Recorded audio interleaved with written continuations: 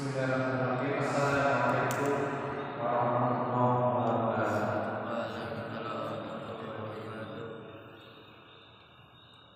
Innal hamdalillah nahmaduhu wa nasta'inuhu wa nastaghfiruh wa na'udzu billahi min shururi anfusina wa min sayyiati a'malina. Man yahdihillahu fala mudilla lahu wa man yudlil fala hadiya lahu. Wa ba'du.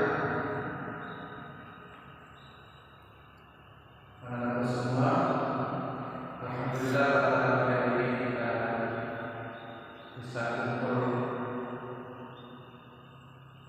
bisa ketemu lagi.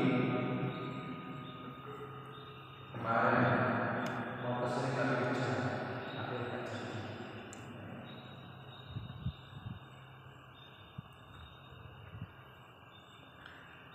Kemarin kita menyampaikan keahlian.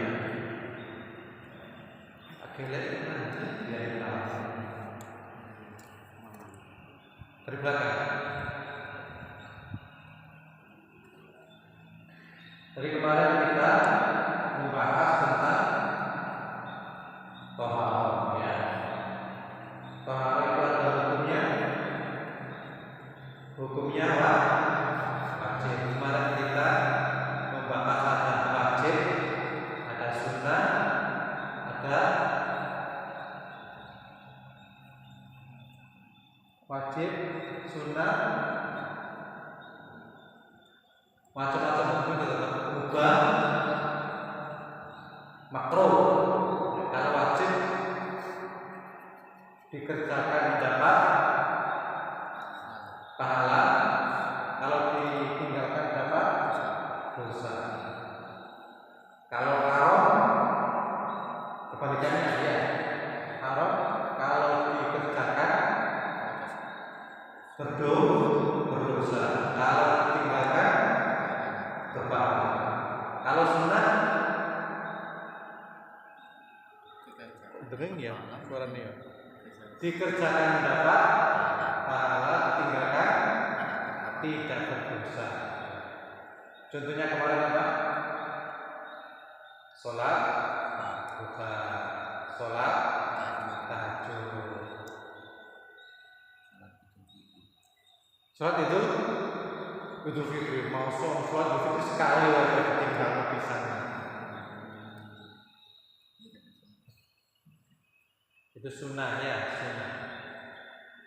Kalau haram, contohnya apa teman-teman? Haram itu ya? Haram, hukumnya haram, contohnya apa kemarin?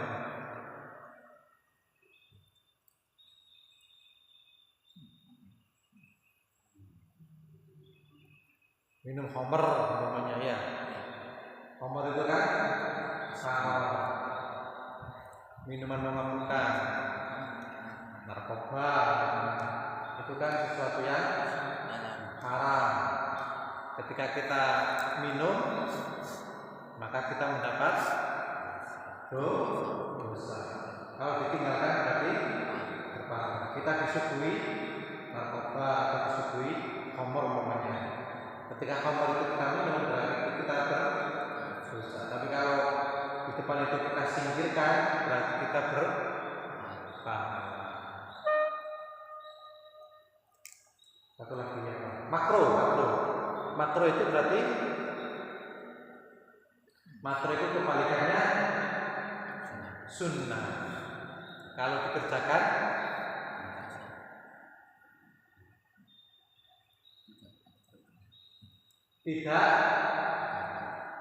tidak berdosa. Kalau ditinggalkan berpahala. Karena kebalikannya sunnah. Contohnya apa?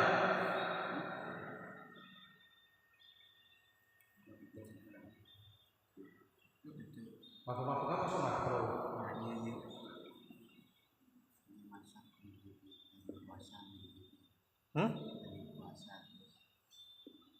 Nyicipi buat waktu puasa, nyicipi makanan makruh. Ada yang bilang makruh, tapi boleh. Apalagi contohnya? Kalau dikerjakan tidak berdosa, kalau ditinggalkan berpahala. Tentunya.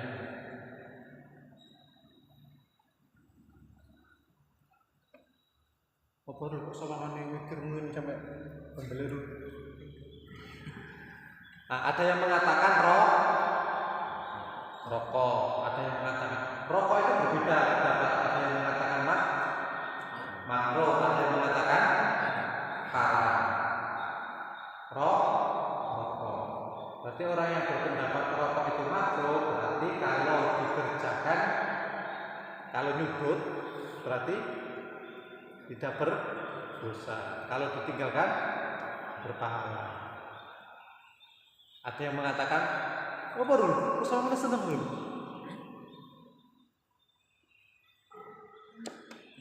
Hukum rokok ada yang mengatakan haram. Kalau Muhammadiyah mengatakan haram. Di Muhammadiyah, ya, putusan tarjih itu mengatakan haram. Berarti kalau haram itu ditinggalkan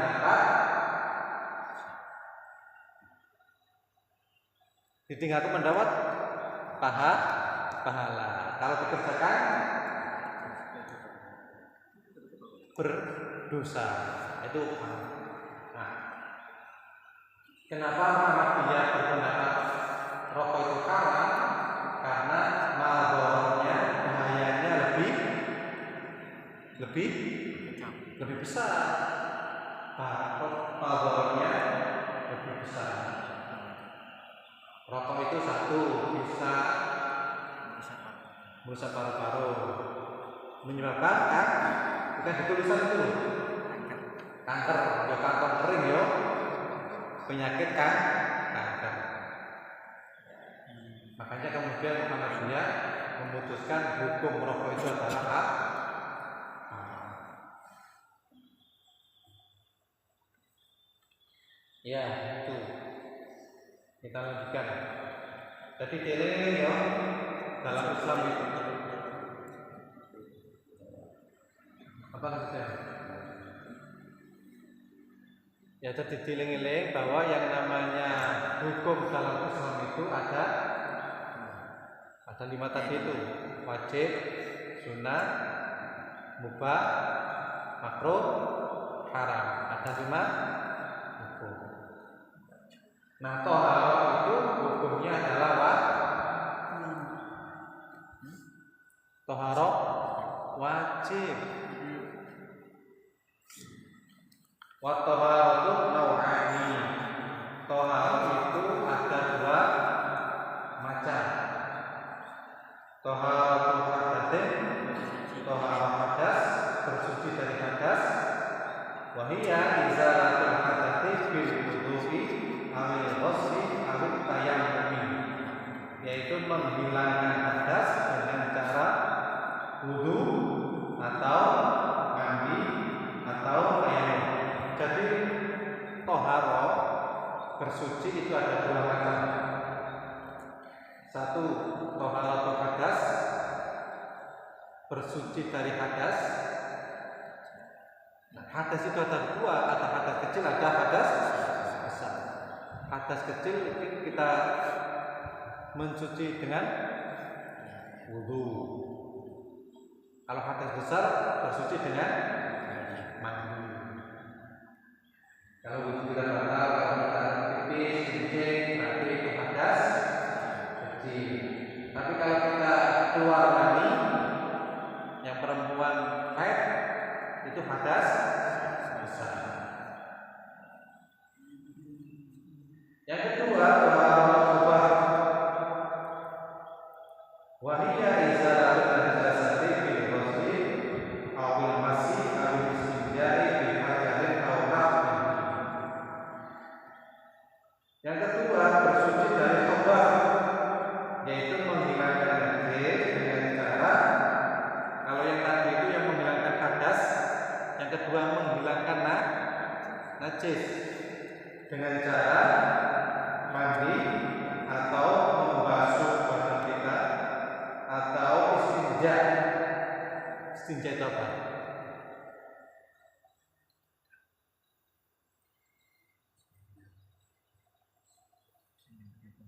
Istinja itu apa?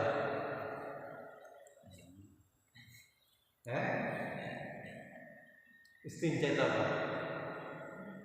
Pernah dengar istilah istinja?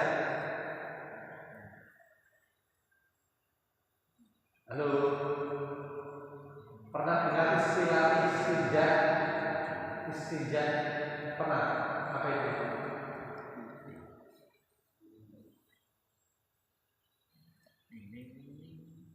Istinja itu bersuci dengan menggunakan batu. Mamanya kita habis pipis,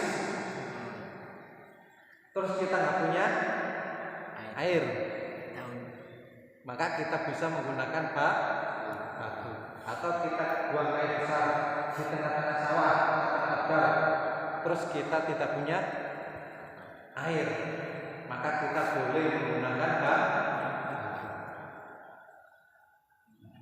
Atau sejenis batu yang kasar-kasar, mungkin pakai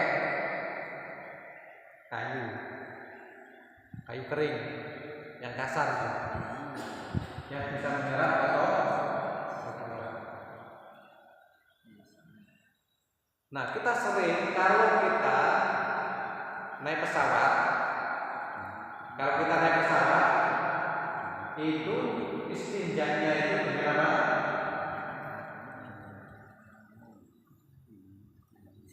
Dengan tisu.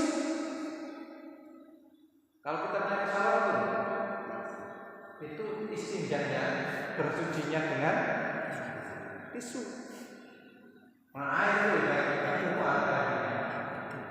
nggak cukup. Nah, itu boleh. Jadi bersuci itu boleh dengan menggunakan apa? Batu. Itu sudah dianggap bersih. Di hotel bintang 5 itu istinjanya pakai tisu. Atau di bandara internasional itu juga istinjanya pakai tisu. Tapi kalau saya sendiri yang nggak terasa pakai tisu itu nggak terasa, rasanya kurang bersih. Makanya kalau saya itu pernah nginap di hotel berbintang 5. Berarti hotel berbintang 5 itu kalau mau pipis nggak ada air, keran air itu nggak ada. Air itu keluar ketika kita sudah pindah dari tempat itu. Kan ini yang laki-laki ya, berdiri begitu. Nah, airnya itu nggak bisa keluar. Air itu bisa keluar kalau kita sudah bergeser, itu baru keluar secara otomatis. Memang dibuat sensor seperti itu. Nah, itu saya 3 hari di situ, ada pelatihan. Makanya dalam kasus seperti ini, saya biasanya itu kemudian tisu itu saya kasih air, tisu saya basahi air, baru kemudian saya pipis. Nah, yang susah lagi istinja apa? Ngengeknya itu kan nggak ada air. Terus apa? Tempat buang air besarnya itu kan pakai remote. Jadi di remote itu baru bisa buka. Kalau nggak di remote nggak bisa buka. Di remote dari jauh baru buka. Nah, remote saya itu rusak. Mau mengeluarkan air nggak bisa. Nah, itu gambaran. Walaupun kita di tengah-tengah kota, tapi kalau kita di hotel berbintang 5, itu kadang masalah istinja, masalah bertoharoh itu perlu diperhatikan. Dan saya lihat tamu-tamu yang pipis di situ itu biasanya ya begitu pipis ya tidak dibersihkan, pergi begitu saja. Nah ini tentu tidak sah karena masih sisa pipisnya masih belum bersih.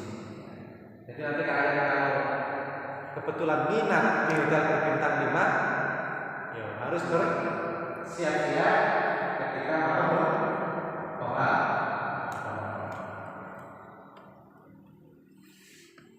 Kita lanjut.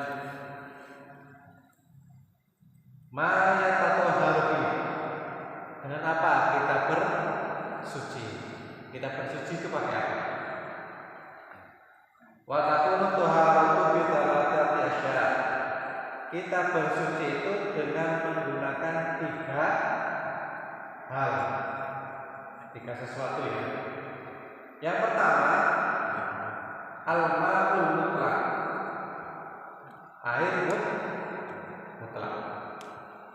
Apa itu air mutlak?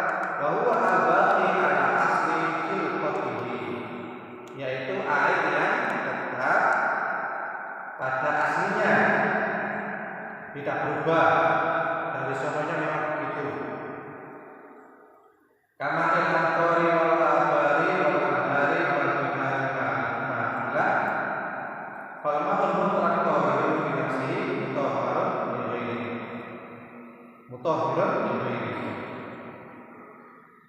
Air mutlak itu adalah air yang memang dari sananya tidak berubah. Contohnya apa? Contohnya air hujan, kama al-amtor, air hujan. Jadi air hujan itu bisa kita gunakan untuk bersuci, karena air hujan itu air mutlak, dari sononya tidak berubah. Wal abari, air sumur. Air sumur juga air mutlak. Wal anhar, air sungai ya. Wal bihari malika, air laut, bihar laut.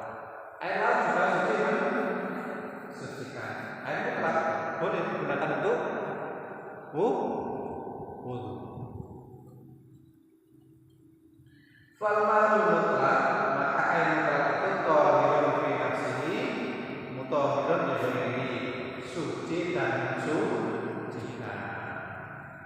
Jadi sekali lagi, air hujan, air laut, air sumur, air apalagi air zam-zam boleh digunakan untuk bersuci. Pernah bersuci pakai air zam-zam? Belum pernah? Turut lagi. Astagfirullahaladzim. Ya. Pernah bersuci pakai air zam-zam, wudu pakai air zam-zam? Pernah? Masya Allah. Saya doakan besok kalian bisa menggunakan air zam-zam sebagai bersuci, yaitu ketika di Mekah, Madinah, ketika melaksanakan apa? Haji dan umroh. Amin ya rabbal. Saya doakan semua kalian bisa melaksanakan haji dan umroh. Amin ya rabbal. Itu kan kamu sekarang ini. Amin. Cuman antrian tas yang gak mau be ya. Ya nggak apa-apa, kita di sana itu sering saya jumpa itu banyak yang menggunakan air zam-zam. Di keran itu mestinya untuk minum, digunakan untuk bersuci. Saya pernah ketika di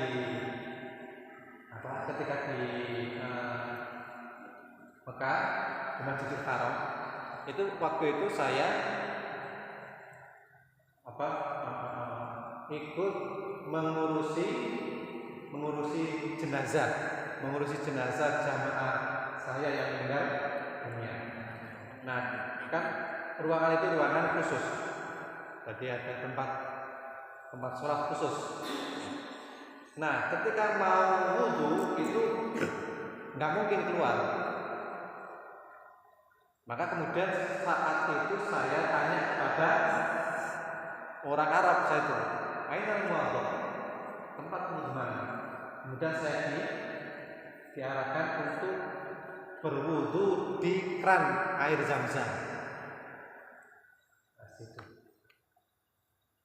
Akhirnya saya wudhu di situ. Nah, yang aneh begini, yang aneh itu ketika saya mau wudhu di situ, itu yang bagian cleaning service yang bersih-bersih itu begitu melihat saya itu marah-marah. Orang-orang hitam yang mungkin dari Bangladesh gitu ya, yang kulitnya hitam, itu marah-marah. Tapi ketika ada orang yang berwudu orang lain bukan Indonesia, dia nggak marah. Kemudian saya berkesimpulan, kenapa ya saya mau wudu dimarahi, tapi yang dari luar Indonesia kok tidak dimarahi? Akhirnya kemudian saya sebutkan, barangkali selama ini dia lihat orang Indonesia itu kalau wudu boros air. Karena waktu itu kan nggak ada pembuangan air, namanya keran minum, kan nggak ada pembuangan air. Berarti orang Indonesia selama ini dia jumpai itu kalau wudu boros air. Akhirnya kemudian saya wudu dengan menggunakan cara orang Afrika wudu, yaitu air tidak sampai mengalir, hanya saya lap-lapi saja. Kita kemudian biur. Nah, selama ini kalau kita pakai keran terus kemudian sampai luber kemana-mana. Akhirnya saya lap-lapi saja. Ini juga saya lap-lapi saja sehingga air tidak mengalir. Baru ketika melihat saya wudhu seperti itu, cleaning service-nya tidak marah-marah. Ini jawabannya. Jadi bisa disimpulkan bahwa orang-orang cleaning service itu melihat wudhunya orang Indonesia itu sangat berlebihan menggunakan air, dan itu sebenarnya tidak baik. Kau siang ya? Saya kira itu dulu ya.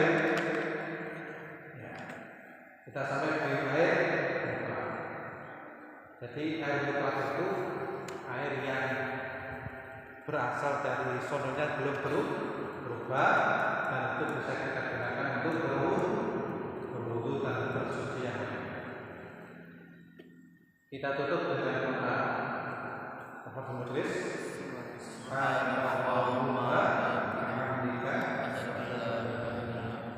Astagfirullah.